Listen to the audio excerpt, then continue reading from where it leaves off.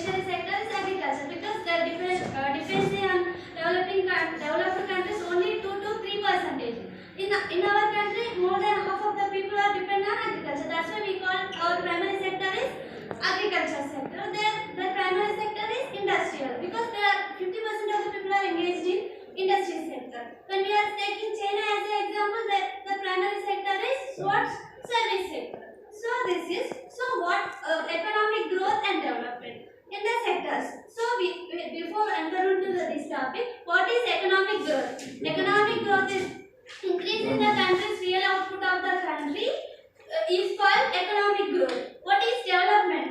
Economic growth plus qualitative, quantitative, progressional changes in the economy. For example, in our body, we have somewhat improvement in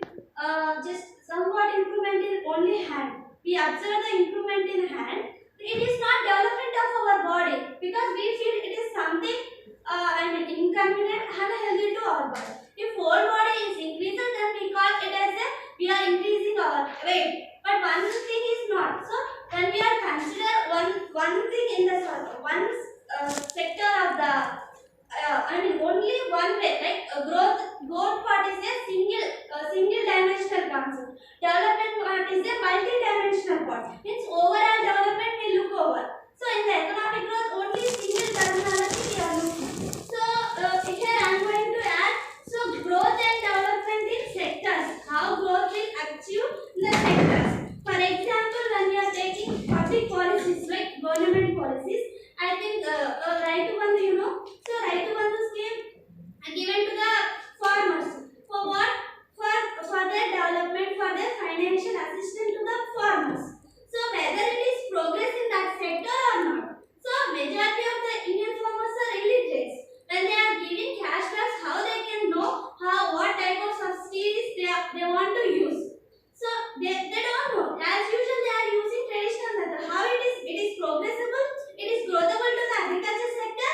Instead of giving financial support, we have to give fertilizer, bulk fertilizer, seed. Instead of financial assistance, we have to give what agriculture needs.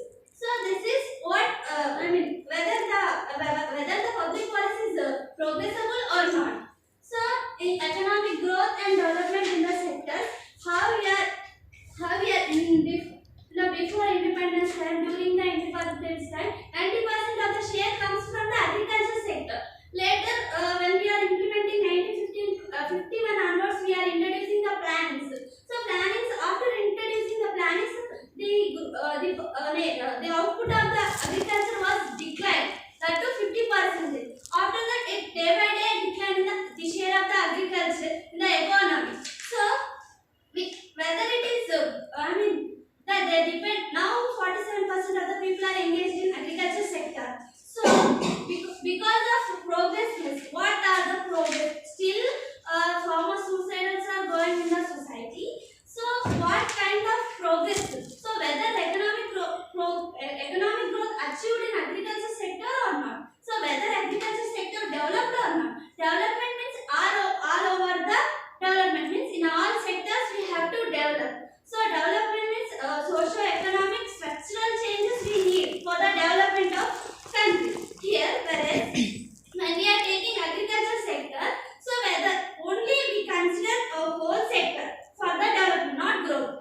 In the view of agriculture sector, we take in development. Still, agriculture sector is in development mode or growth mode. We have to know. So in the agriculture sector, many still now rural indebtedness. Farmers are born in the indebtedness. They are dead in the